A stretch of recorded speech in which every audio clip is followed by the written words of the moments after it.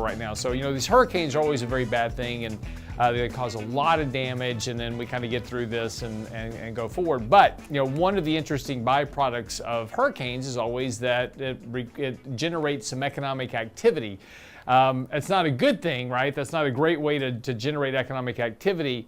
But we've seen this repeatedly throughout history, that when we have these hurricane impacts, particularly big ones that cause a lot of damage in areas, you tend to get a pickup in economic activity because you have to rebuild everything, right? So, this is the broken window fallacy that we talk about quite often. The broken window theory is that a window gets broken, then the person whose window is broken, he's got to go buy glass from the glazier. The glazier's got to buy the components in the economy to replace the window. Well, that's not creating new activity, right? We're just replacing broken things. And yes, it will create an economic uptick as we spend money to rebuild what has been destroyed, but that's not creating new economic activity in the economy, so it's not sustainable. The reason I bring this up, and it's kind of an important point, is this is also the problem that we have right now with inflation, because of the monetary stimulus that we injected into the economy a couple of years ago. That's still kind of running through the system, and that's why we've got these high levels of inflation, because we shut down the economic activity, right? So we had the supply chain disruption, we shut down companies, people couldn't produce anything, but that's now all going to, and is in the process of reversing, at a time where these central banks are rapidly increasing interest rates to fight this very temporary monster in the economy. And of course, yesterday, one of the big impacts of this is that the Bank of England, just like the Federal Reserve in the United States, has been aggressively hiking rates and doing quantitative tightening in order to combat their inflationary pressures. And as we've said before, it's all fine and dandy until you break something. And what the Bank of England found out yesterday is they reached that point in terms of their rate hikes that it impacted their financial markets. Their pension funds in the UK had a lot of what's called a margin call. They borrow collateral over time, and then when rates rise to a certain point, they've got to refund that collateral. Well, the rates were rising too fast, and it was causing a financial disruption for these pension funds. Also, 24% of the UK real estate is on variable rate mortgages. Of course, rising interest rates increases those payments, and there was a risk of a quote-unquote subprime crisis of these variable rate mortgages getting reset higher and basically getting them to the point that homeowners couldn't afford to pay the bills. So yesterday, the Bank of England very quickly reversed course, went back to back to QE to start buying bonds out of the markets to try to stabilize the market environment.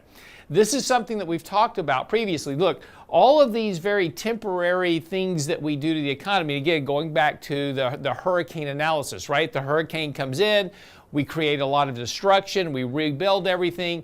It's fine. It creates an illusion of economic growth. It creates a short-term impulse into the economy. And that's what we did with all of these fiscal stimulus policies and monetary policies that we did back in 2020, 2021. It created this artificial illusion of growth in the economy. That's now all being reversed. Today, we will get the third revision to the second quarter's GDP. Say that 3 times fast. So what is expected to show is that basically the economy shrank by about 0.6% in the second quarter. Now, remember, the first quarter was also negative by over a percentage point. But this is following very strong rates of economic growth in 2021. Right? So this is that reversion, and we've talked about this before on the show, calling it a sugar rush effect. We gave the economy a lot of sugar. Now it's crashing because that sugar's now been removed out of the system. And so one thing to think about here, and this is the net knockoff effects that we're getting, part of this reversal in the market is the realization that earnings can't maintain, and I should say specifically corporate profits, can't maintain those record high levels that we had before. So prices are having to recalibrate for lower earnings estimates going forward. And we're seeing those estimates come down rather sharply. The other side of this, of course, as we've talked about recently, is interest rates. Interest rates are, the Federal Reserve is hiking interest rates, and that's been impacting the bond market. Now, the bond market is in the largest drawdown in terms of prices since the late 1700s. It's in one of the biggest bear markets ever in history. And of course, it's always interesting. This is we kind of get to this point to where asset prices are really beaten down. Things are really in a very terrible bear market. The S&P is down this year, but it's not nearly down as a structure like bonds are. Bonds are in a very, very deep financial crisis type 2008 Lehman moment bear market. And of course, nobody wants to buy bonds. And so what we're going to talk about today, Michael Lebowitz is joining me. We're going to go through the basics of bonds and what's going on in the bond market and why this is probably going to be one of the best bond buying opportunities for investors over the course of the next 10 years. Because you have a combination of events where for the first time in a very long time, there is an alternative to stocks, right? We talked about for the last several years, the Tina effect of the markets. There is no alternative to stocks. You had to put money in stocks because money markets paid zero. That is now no longer the effect, right? Annuities are now for the first time in many years paying a high enough payout that it makes sense to even consider an annuity if you need a guaranteed payment income stream through retirement. These are alternatives that are now becoming available because of what's happened in this bond market route. But again, as investors, and I just did a podcast yesterday for a millennial network and talking about bonds because, again, most people never understood bonds. They've never been taught how bonds work. And all they've heard about is like, oh my gosh, interest rates are up, bonds are down, interest rates are going to go to the moon. I don't want to own bonds. But actually, in an inflationary environment or a deflationary environment, bonds can be one of your best choices for hedging risk and creating return. But again, it's just things that we aren't told. So we're going to go through this today with Michael Lebowitz. We're going to start from a very basic analysis, what types of bonds are out there, what type of considerations to think about, what's going on with interest rates now, what happens with interest rates next, what happens with the markets and the economy over the course of the next 12 months to 24 months, and what does that mean for bond yields, and why potentially, as I said, this is going to be one of the best bond buying opportunities available in the markets. Now, we're going to create this also as a side podcast after the show today. We'll have it posted on our website, so if you want to go back and review the conversation, you'll be able to do that. It'll be on the website at realinvestmentadvice.com. Again, our latest blog posts are out there as well. Daily market commentary is out this morning. Also, it's all there for you. realinvestmentadvice.com. If you have questions or comments, just send us an email. Always happy to help you out. Be right back after the break. We'll pick up on all about bonds with Michael Lebowitz. Be right back.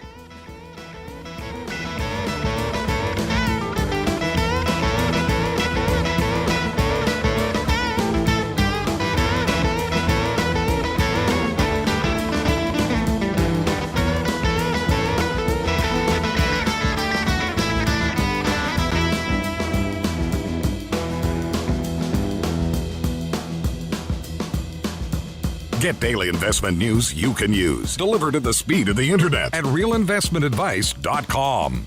If your portfolio looks more like a horror show, you won't want to miss our next Candid Coffee on dealing with bloody markets. No tricks, just treats. From Richard Rosso and Danny Ratliff with some not-so-spooky ideas to budgeting and how to maximize your cash. Don't be spooked by markets or Danny's bathroom on our next Candid Coffee, Saturday, October 1st. Register now at realinvestmentadvice.com. Candid Coffee with Ratliff and Rosso, realinvestmentadvice.com.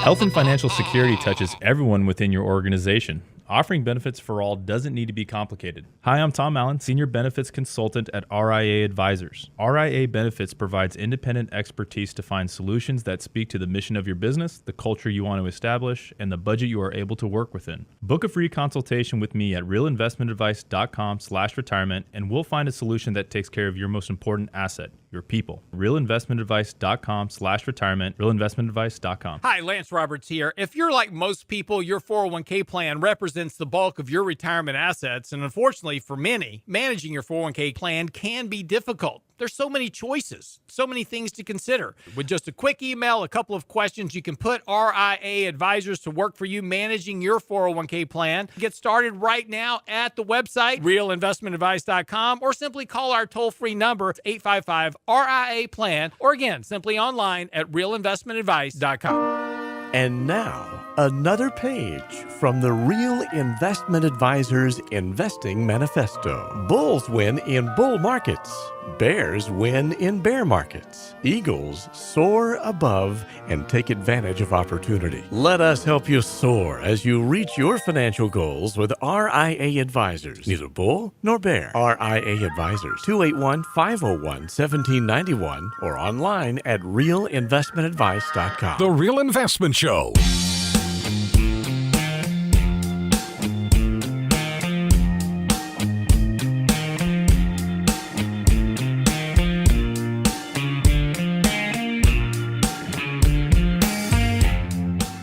When investing, we always have lots of choices about things that we can invest in. And unfortunately, the mainstream media kind of only focuses on one thing, right? Stocks, right? It's the only investment class that we talk about because it's the sexy class, right? It's always exciting. Markets move up and down and people are winning and losing fortunes on a daily basis.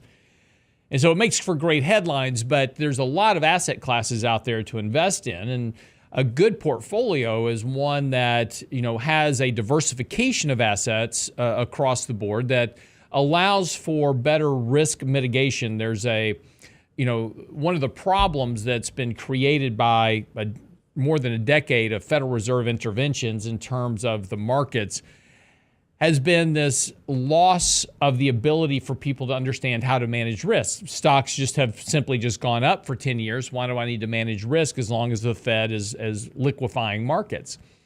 And so this has led investors to really kind of forget about other asset classes that provide an ability to diversify risk in a portfolio and create returns. And one of the asset classes that is most misunderstood and really in a lot of cases just not real educated about are bonds. And there's a lot of different types of bonds out there. And just like in the stock market, there's a lot of different types of stocks to invest in. You've got growth stocks, you've got value stocks, you've got preferred stocks.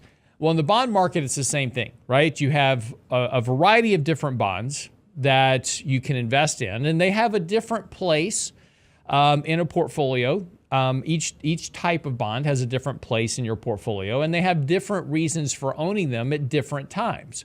There are times where I may want to own one type of bond, but not another. And so what we're going to do today is just really go through kind of a basic education about what types of bonds are out there, how bonds work, and then the real focus of the conversation is why now? Why would we want to own bonds now, particularly as inflation is high and interest rates are going up? Why would I want to own bonds now? And what does that mean for the bond market in the future? And what can I expect from that in my portfolio going forward? So Michael Lebowitz, welcome to the show this morning. He's our resident bond expert. Used to work for Fannie Mae back in the day before they went bankrupt. Wasn't my fault. So let's start out very basic here, Mike, just because so many people don't understand, what a bond is and how a bond works. Let's just start there. So let's take a very basic, simple example, a 10-year Treasury bond, and then we can talk about corporates and others. But how does a bond work, and what does that mean for somebody that buys a bond? Let's make it even simpler. What is a bond? Lance comes to me and wants to borrow $100. I say, okay. I'll lend you $100 and you're going to pay me $105 a year from now. That we shake hands. That shaking of the hands is a bond. Now, we could do the same thing with IBM or Uncle Sam or anyone else, but instead of shaking hands, we exchange a legal document. That's the bond. So the bond is a shaking of the hands, a legal document. And let's think about this bond shaking of the hand bonds that Lance and I are, this money lending that we're doing. I'm going to give him $100 today. He's going to give me $105 a year from now. That means that the coupon is 5%, means I'm going to earn 5%. It also means in this case, the yield is 5%. And that works for U.S. Treasuries, for corporate bonds, slightly different for mortgage-backed securities, but any type of loan, whether it's to the British government, Uncle Sam, a very small company, the biggest of companies, Apple, they're all bonds. And what makes a bond unique versus a loan with Lance is it's tradable. So if we, let's say instead of Lance, we bought a bond, and that bond pays 5% interest for 1 year. And instead of paying at maturity, so instead of paying Lance 105, or instead of Lance paying me 105, I'm going to lend the money $100 today, and I'm going to get half of the coupon in 6 months. So I'll get a check for $2.50. And then at maturity, I'll get the other $2.50 plus my $100 back. So I have a bond and I lent it to the U.S. government. I lent money to the U.S. government. Now, all of a sudden, let's say that so currently 1 year interest rates are 5%. That's the going rate. All of a sudden, interest rates go to zero. The same day I bought the bond, interest rates go from 5% to zero. And I have this piece of paper that says the U.S. government owes me $2.50 in 6 months, $2.50 a year from now, and $100 a year from now. Well, someone else may say, Mike, I'll buy that. That's a great deal. You're earning 5%. If I buy that same bond, I would give them 100 today and I'd get back 100 tomorrow. So they may say, would you be willing to give me that bond and I'll give you $105 today? And, you can do the math, but the gist of it is if I sell them that bond and those bonds are tradable, I will have lent $100 and I'll get $105 back today, assuming I sold it for 105. Now, the person that bought the bond from me paid 105. So essentially, they lent the money to the government at 105. They're going to get their 2 checks for $2.50, and then they'll get $100 back. So when you work through the math, they're lending 105 and they're getting 100 back, so they're losing $5, but then they get 2 checks for $2.50. So the yield is zero in that case. And so there's 2 components. When you're buying a bond, there's 2 components to it. There's the coupon, the $2.50 that we're getting twice, and then there's the yield. And that's the way, that's what's constantly changing. And the coupons never change. It's the prices that change to reflect so that those coupons equal the yield, essentially. So this is and again, this gets confusing very quickly because it's basically math. But the important thing is that, when you're buying a bond, the coupon is one thing. And we do see this quite often. People will look at a bond, it's like, oh, I bought this bond the other day. It has a 6% coupon on it. And, well, what did you pay for it? Well, I paid $106 for it. It's like, okay, well, your yield is zero. And they're like, what? I don't understand that. But this has a big impact ultimately on, when we're taking a look at bonds and how this fits into a portfolio, and particularly now, I think this has really gotten a lot more attention lately than before. When interest rates at a zero, nobody was really paying much attention to bonds. All of a sudden, as interest rates are going up, 4%, 5%, 6%, whatever, all of a sudden it makes a big impact because as interest rates go up, it has a big impact on the economy because of all the debt within the economy, right? Mortgage debt, corporate bond debt, personal debt, housing debt, treasury debt. All of a sudden, people are starting to recognize that higher interest rates mean higher payments, but they don't really understand how this is impacting the bond market. And as I was mentioning, and if we take a look at the bond market, and again, it's always interesting when we talk about the stock market, we talk about these big bear markets, right? So 2008, stocks were down 50%. And if you look back and say, man, if I could go back in time, I'd just buy all the stocks I could right there at, November, December of 2008. I'd just load up on stocks. But at the time, nobody wanted to buy stocks, right? Because we're in a major bear market. Everybody assumes that stock prices are going to go to zero effectively. And so nobody wants to own stocks at the bottom of the market.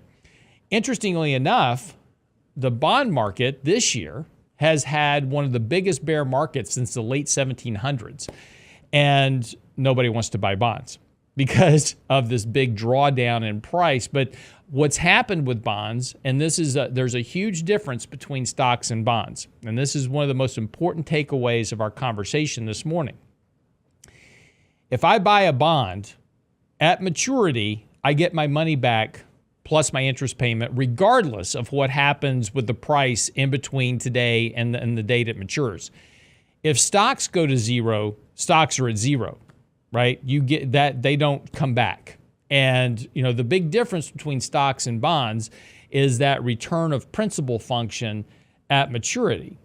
And so interest rates have been going up. People are owning bonds. They're going, oh my gosh, I'm losing all this money in my bonds.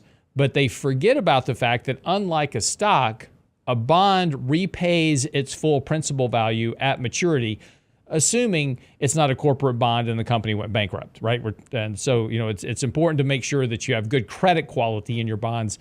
That's a different conversation. But, the important thing to take away from the conversation this morning is the big difference between stocks and bonds. Stocks do not have a guarantee of repayment in the future. Bonds do. Mike, your comments? I would add one thing to that. What are yields? Yields are the price of money. Money drives the economy. What is the price of a stock? It's the price of an asset. The price of Apple or IBM or Microsoft doesn't drive the economy. It doesn't really affect the economy. If Apple's trading at 100 or 200 or 400, the economy doesn't really change. If the price of money changes from 1% to 3% to 5%, it has a massive effect on the economy, on global affairs. So you're dealing with two different animals, and the price of money is probably one of the most important things in a free market, in capitalism. And that's why we're paying very close attention to the price of money or bond yields. Yep. Unfortunately, this is we just don't have the time in a week's worth of radio shows to cover everything you need to know about bonds.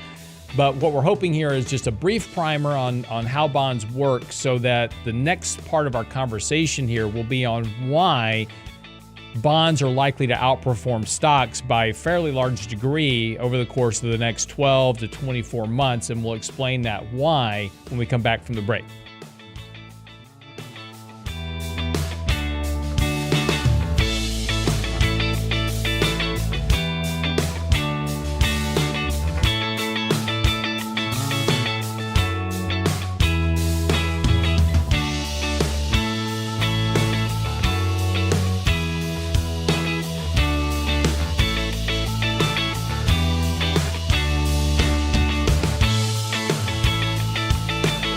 The Real Investment Advice blog. It's required reading for the informed investor. Catch it today at realinvestmentadvice.com. If your portfolio looks more like a horror show, you won't want to miss our next Candid Coffee on dealing with bloody markets. No tricks, just treats. From Richard Rosso and Danny Ratliff with some not-so-spooky ideas to budgeting and how to maximize your cash. Don't be spooked by markets or Danny's bathroom on our next Candid Coffee, Saturday, October 1st. Register now at realinvestmentadvice.com. Candid Coffee with Ratliff and Rosso. realinvestmentadvice.com. Health and financial security touches everyone within your organization. Offering benefits for all doesn't need to be complicated. Hi, I'm Tom Allen, Senior Benefits Consultant at RIA Advisors. RIA Benefits provides independent expertise to find solutions that speak to the mission of your business, the culture you want to establish, and the budget you are able to work within. Book a free consultation with me at realinvestmentadvice.com/retirement, and we'll find a solution that takes care of your most important asset, your people. realinvestmentadvice.com/retirement, realinvestmentadvice.com. And now, another page from the Real Investment Advisors Investing Manifesto. A passive investment portfolio requires active risk management. It's not a choice, it's necessity. Diversification doesn't protect against risk of loss. Let us actively help you reach your financial goals with RIA Advisors. Neither bull nor bear. RIA Advisors, 281-501-1791 or online at realinvestmentadvice.com. Can't catch the whole show now? Listen to our podcast later at realinvestmentadvice.com. Who needs to send stuff overnight? That's stupid. Put stuff in the envelope, you give it to the mailbox, it gets there in a couple of days, whatever. It's fine. You don't need to get stuff there literally overnight. I mean, who needs to have stuff that quick? The Real Investment Show podcast. Same show, your schedule. I'm waiting for Amazon Prime to start becoming pre-Prime, which is I just want to be able to think about it and then it shows up. At realinvestmentadvice.com. And bill somebody else for it.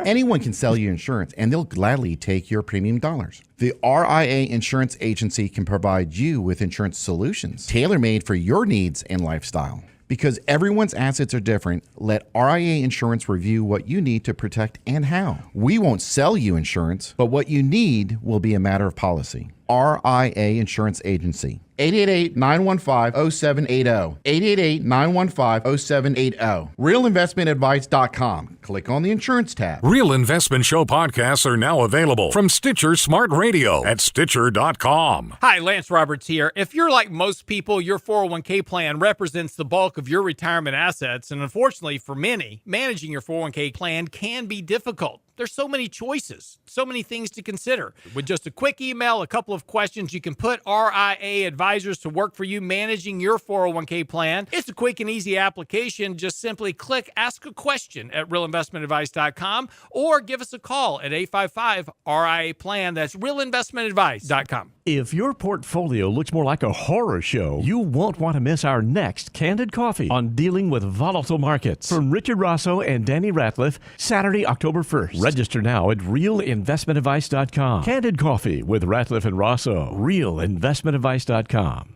You're listening to The Real Investment Show. Call at 855-RIA-PLAN. That's realinvestmentadvice.com. If your portfolio looks more like...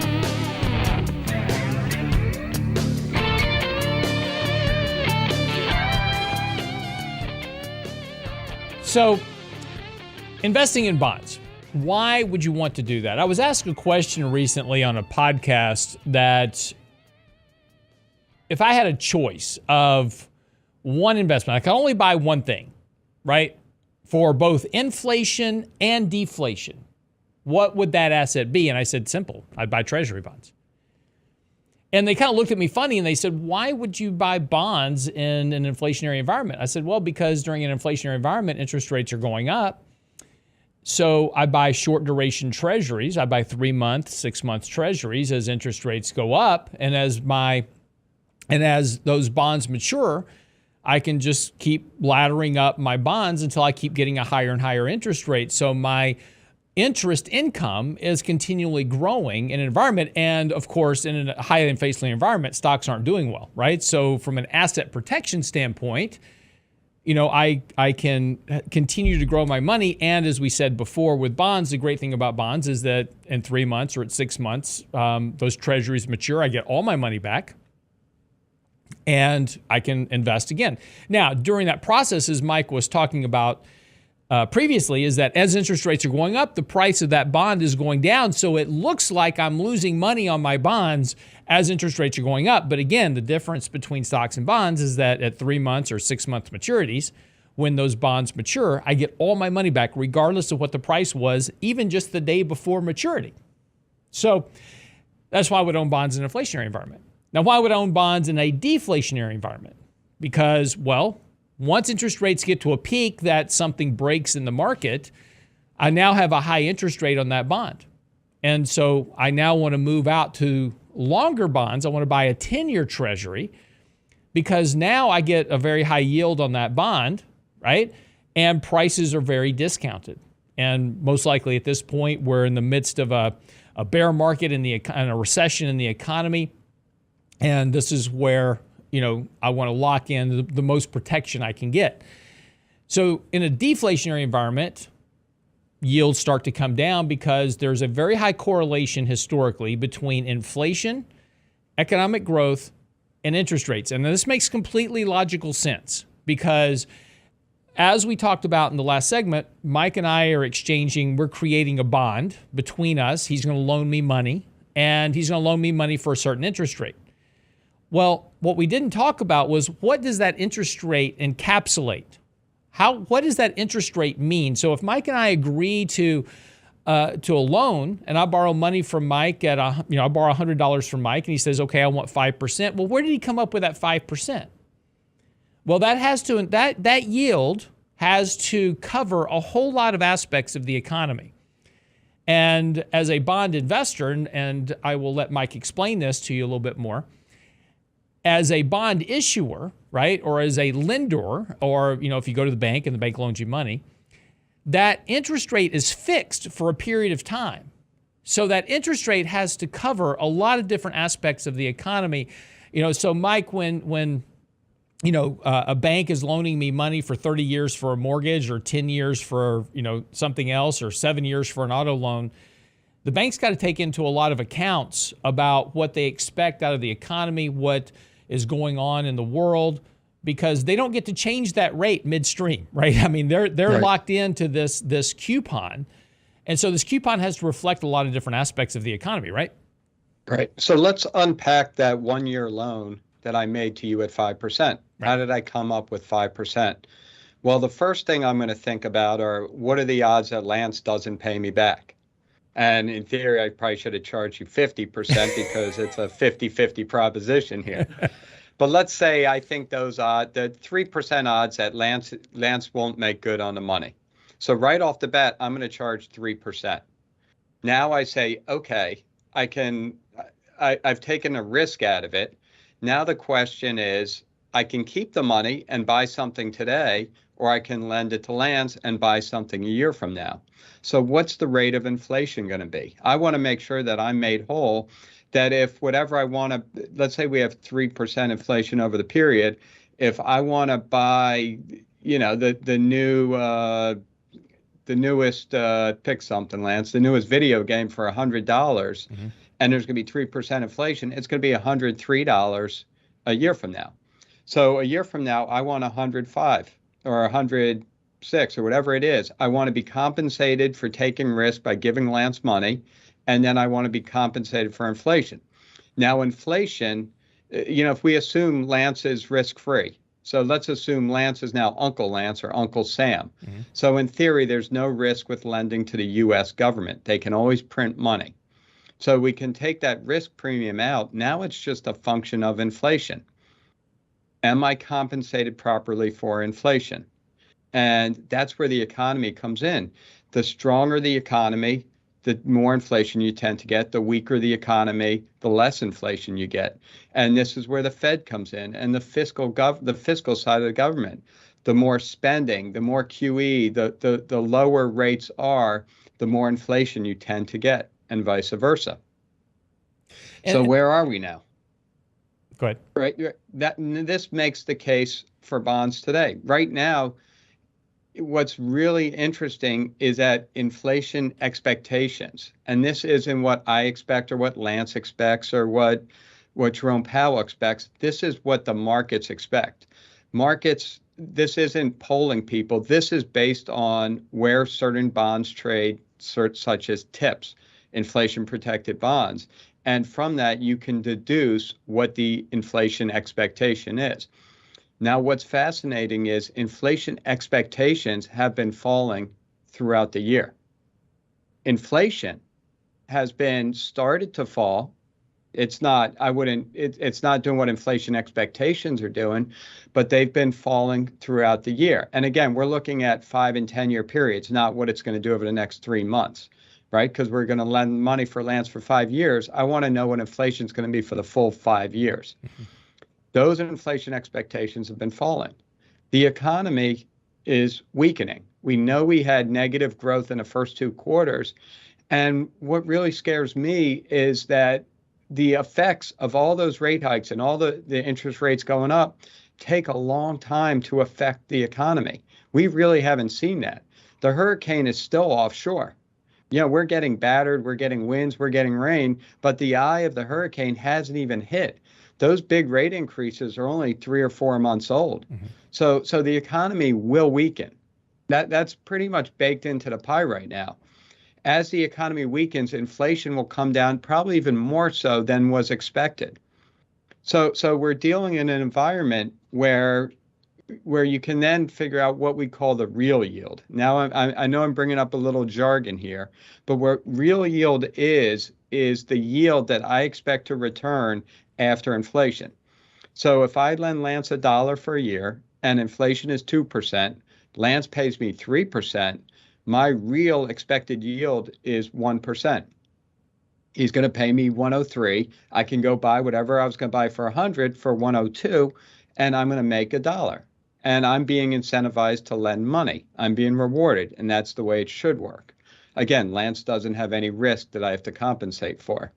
So right now, real yields are the highest they've been in 15 years. The real yield on the 5-year Treasury, on a 5-year bond, 5-year U.S. Treasury bond, is about 1.6%.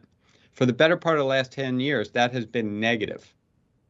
So if you buy a 5-year bond and inflation expectations perfectly match inflation, which they won't, but if they do, you're going to earn an additional 1.6%. And going back through history, that's a very high real yield, but that's also one reason why it's going to have a very negative effect on the economy. Because again, the price of money is trading at that kind of premium to the rate of inflation. So real quick where we are right now, and we're about to come up on a break, and so we'll pick up on this conversation on the other side. And as we talked about a second ago, I was asked, if I could buy something in an inflationary environment or a deflationary environment, I can only buy one asset. Why would it be bonds? When we come back from the break, I want to talk about another question I just got recently, which is, at what point do you buy stocks? And this is an important question as it relates to owning bonds and why you should be looking at buying long-dated treasuries, well, sooner rather than later, because of this potential hurricane effect that, and again, it's a terrible analogy with what's going on right now, in Florida, but this hurricane effect on the economy, as Mike was talking about, these interest rates are coming up, but they haven't impacted the economy yet. So the eye of the storm is still coming in. And so that's going to have a big impact on a lot of the equity side of the ledger, which is why bonds become much more attractive, particularly when bond prices have declined so much this year. So when we come back from the break, and it's going to be an important discussion as it relates to portfolio management and risk management, because as is always the case, there are times to own certain assets. And psychologically, the problem for investors is that, most times in history, when you have an opportunity to buy an asset that is undervalued or cheap relative to another asset, it's typically the time that psychologically investors don't want to own it because prices have come down, they feel like they're losing money. But again, there's a huge difference between owning bonds and owning stocks, and we'll talk about why now is probably one of your best opportunities in the last decade to buy bonds. Be right back after the break.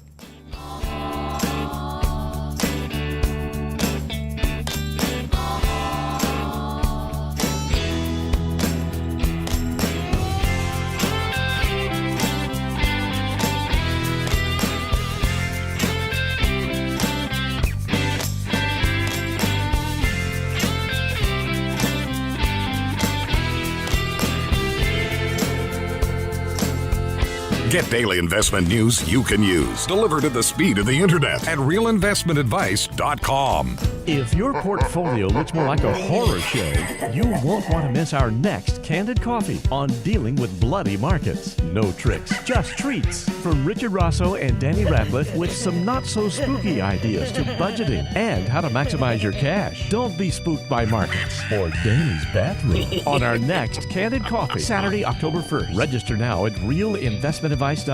Candid Coffee with Ratliff and Rosso. realinvestmentadvice.com.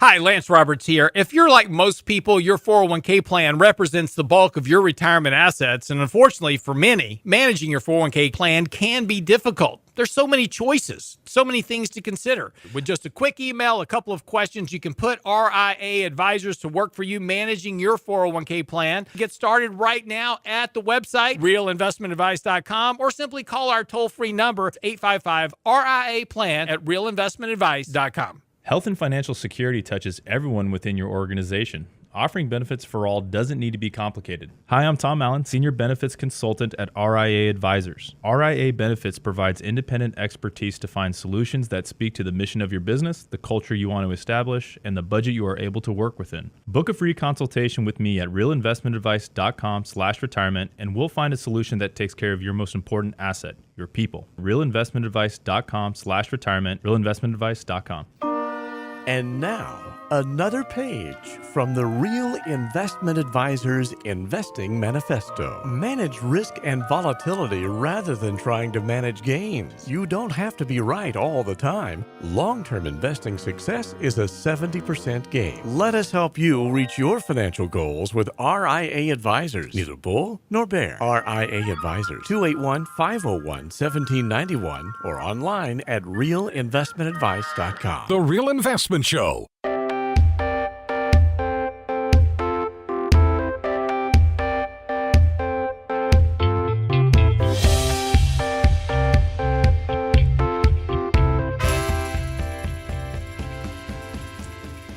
One of the aspects of fixed income bonds in terms of a portfolio structure is that it provides a lower risk, or what we call a lower volatility asset to a portfolio. But that doesn't mean that prices can't go up or down in fixed income just like they do in stocks. And again, the big difference between a stock and a bond, and again, extracting the risk of bankruptcy out of the equation for just a moment, is that if a stock goes down and a company runs into financial trouble, a stock can go, and has gone, to zero. I mean, we can talk about Enron and WorldCom and a whole variety of other companies that have gone bankrupt over time. A bond, particularly a treasury bond, which is what we call a risk-free bond because the government can print money to pay for it, doesn't go to zero. It may go down in price, but it will never go to zero, and it will mature at face value. The one beautiful thing about a bond that people forget is the day I buy a bond, the very moment that I buy a bond for a portfolio, or Mike loans me $100, he can calculate to the penny exactly what his return will be a year from now, 5 years from now, 10 years from now, 30 years from now. If I loaned money to Mike for 30 years, I can calculate to the penny exactly what my return will be over a 30-year period, assuming Mike pays off the debt.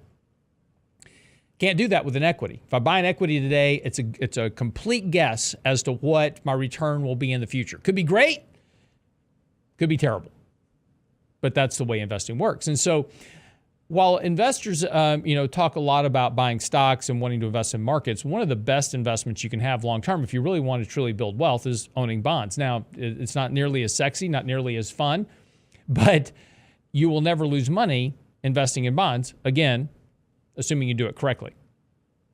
And that's the beautiful thing about bonds. Now, there's a reason. Now, one of the questions that is coming up a lot lately is what happens next, right? So here we are, we're in the middle of this bear market in stocks. And usually when you have a bear market in stocks, you also have a bear market in bond. You have a bull market in bonds, right? Because money's moving from risk into safety. And that hasn't been the case this year because very differently to what we've seen here over the last decade or so for most investors that have been in the market, is that we have inflation that we haven't had before. And inflation, as inflation goes up, yields go up. As yields go up or interest rates go up, bonds come down in price because the price of the bond is compensating for a higher interest rate environment, a higher yield environment, a higher inflation environment. But that also means that there's an opportunity coming because if you get into a deflationary environment, which would be caused by a recession, an economic crisis, or something like that, all of a sudden inflation is falling very sharply. yields come down, and when yields come down, bond prices go up.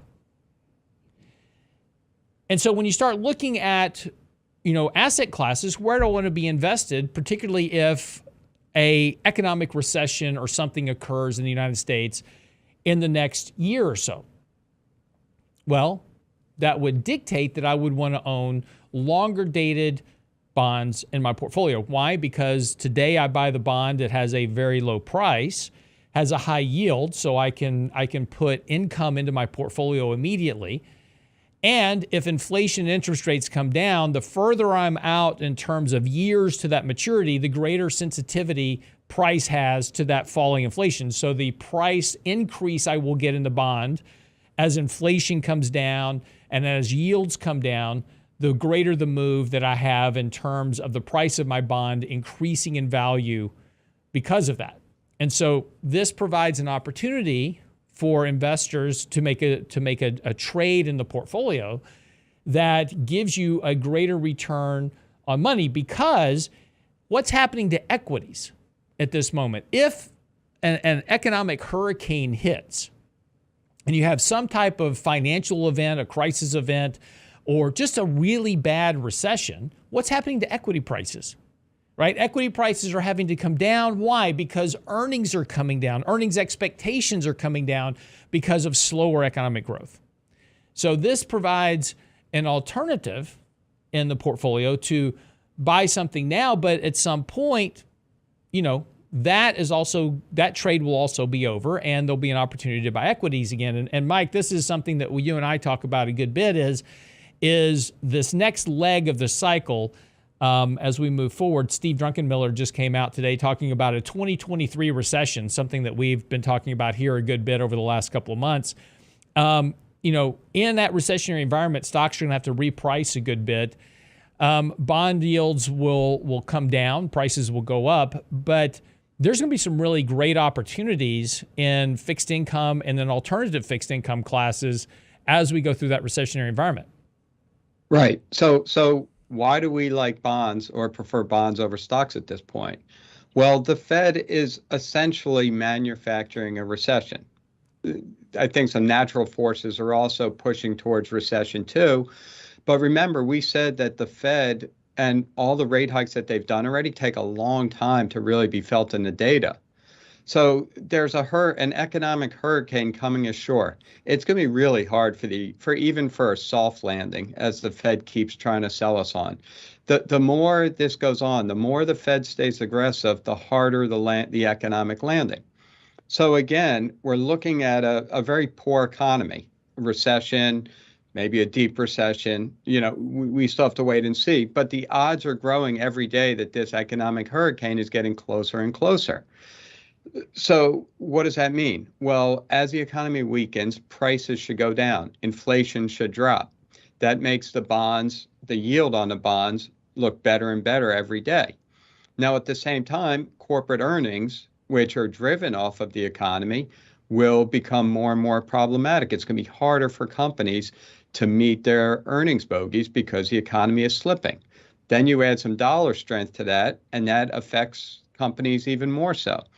So we're looking at two asset classes, one that benefits from a weaker economy, from lower inflation, and one that doesn't benefit, that gets hurt by a weaker economy and reduced inflation. And that's essentially the bet we're making. And why do we always talk about the Fed? Because the Fed is the puppet master behind this whole thing. They're the ones raising rates. They're the ones refusing to step aside. Now that we're seeing some economic pain, now that we're seeing some liquidity issues in England, in Japan, the Fed is not backing down. The Fed is trying to get inflation down. The only way to get it down is with a good old-fashioned recession. They know that. They're telling us that. They're telling us they want higher unemployment. They're not mincing words at this point. So what we're doing is, what we've been talking about for years is we're following the Fed. We're doing what they're telling us they're going to do. And, if you think that we're going into a recession, if you think inflation is going to come down in part because of the recession, in part because of just normalization of all the supply-demand problems we've had over the last few years, Bonds are a steal here. And at the same time, stocks are questionable because, again, we're going into a recession. Their earnings estimates are going to have to come down. Their earnings are probably going to be lower than we expect. And that's, regardless of whether you think there's going to be a recession or not, you have to play those odds. Where is everything going now? That could change in 6 months. The Fed could flip-flop tomorrow, and our view could flip-flop tomorrow. Mm-hmm. But right now, everything is telling us we're headed for a recession. We're headed for lower inflation. And if you're choosing between stocks and bonds, the winner is somewhat obvious. But again, the Fed can change stance quickly. And that's why we pay attention to every word out of their mouths and their rhetoric and their narratives and what they're trying to relay to the markets. Yeah, I think the point about how the Fed could flip-flop in a moment is important here because just very quickly, we're mostly talking about buying individual bonds for a portfolio, but you could also buy a bond ETF to accomplish the same thing. When you're talking about trading, the problem with ETFs and bond mutual funds, which are okay to own for a trading purpose, they do not supply the return of principal function that an individual bond does. So there is a difference between bond funds and bond ETFs and individual bonds. We're talking specifically about owning individual bonds here, but for a trading purpose, we're also talking about buying bond ETFs here as well. So when we're looking at adding exposure to a portfolio, because yields are extremely oversold here and bond prices are very oversold, and if we're looking for a trade or a hedge in a portfolio, a bond ETF will work just fine for this. And so we'll be looking to add to our TLT position here over the next few months. But importantly here, if the Fed flip-flops, okay, that means that something has now broken in the economy. They're not going to start dropping rates and doing QE if everything is just fine like it is now, right? They're going to keep raising rates and combat and reducing their balance sheet. So when they begin to flip-flop, immediately what will happen is that money will start to flow into Treasury bonds for safety because something has now broken in the market, and there will be a reversal in Fed policy to try to combat that problem. Go look back at March of 2020 as a good example. The Fed started implementing all types of policy action, and markets were still falling while they were initially doing these actions. And then finally they gained traction in late March as QE really started to take effect. So stocks will be coming down as the Fed flip-flops on policy.